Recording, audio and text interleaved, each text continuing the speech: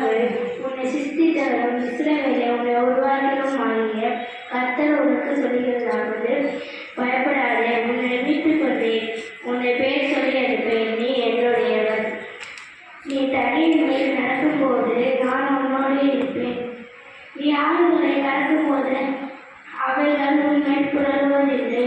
அக்கினி ஜுவாலையில் வேகாதிருப்பாய், அக்கினியில் வேகாதிருப்பாய், அக்கினி ஜுவாலை உன் பெயரில் பற்றாது.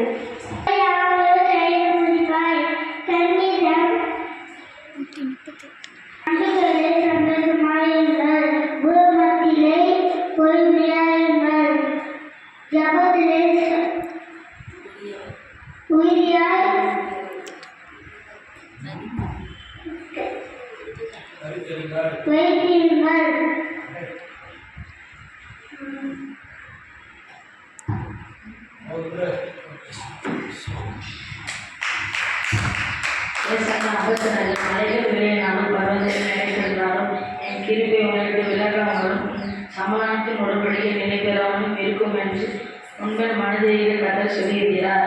சிறுமைப்பட்டவளை பெருங்காட்டில் அடிப்பட்டவளை தேர்தலவளவளை இதோ நான் உன் கண்களை பிரகாசிக்கப்படும்படி வைத்து உன் நீண்ட ரத்தினங்களை அஸ்திபாரமாக்கி உன் பழக்கணிகளை பறிக்கும், உன் வாசல்களில் மாநில கற்களும் உன் மதில்களில் எல்லாம் முற்றிலுமான கற்களும் ஆகுவேன்.